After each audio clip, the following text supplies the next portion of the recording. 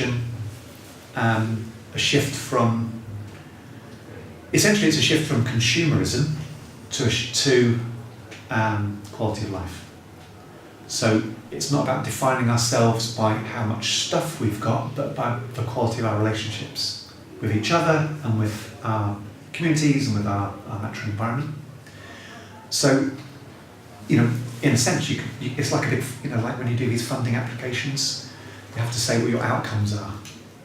Right? What are the outcomes we want for Britain?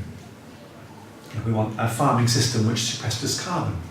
We want a farming system which enhances biodiversity. We want an economy which gives people meaningful livelihoods without compromising ecosystem health, etc., etc., etc. I mean, actually, that's the design. It's what do we want? Mm-hmm. Let's define it. Let's be really clear what we want. From a permaculture perspective, it all flows from that ethical perspective. Key to this is it's not just about Brexit. Brexit is like a trigger point, but actually it's also about climate change, and a lot of this comes back down to our economic model. So when we think about what sort of country do we want, it's also what kind of economy do we want. And when it comes down to what kind of economy do we want, we then have to say what's the purpose of the economy. And we have to, I think it's a shift from the purpose of the economy being to make a relatively small number of people very wealthy to making everybody healthy. So it's an economy which is based around personal, social and environmental health. An economy that delivers well-being, if you like. Now that doesn't mean to say that we won't have buses or trams or even cars. Cars are useful, we'll still have the NHS, we'll still have hospital beds.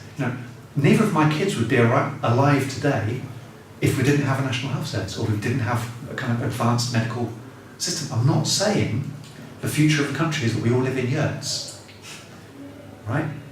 We can still have a pretty advanced society with books and libraries and the internet and all that stuff that's useful, but it's about designing it in a way which is primarily focused around personal, social and environmental well-being.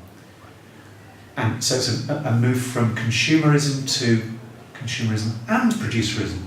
Consuming what we need, but actually having much more modest aspirations to the amount of stuff that we have. It's about much more of a sort of sharing economy where we distribute our wealth in a way which means that people's needs are met. And actually, once people are happier, they don't tend to need that much stuff. So, yeah. Sorry if you're in the arms trade. If I was Prime Minister, I would be phasing you out. But let's do that in a creative way. How can you bring your engineering capacity to solve the critical challenges of the day? So it's not anti-technology, it's not anti-business, but it's about putting that in a framework or in the setting up the parameters within which the economy, science, technology, putting that in a framework which is about delivering personal, social and environmental well-being.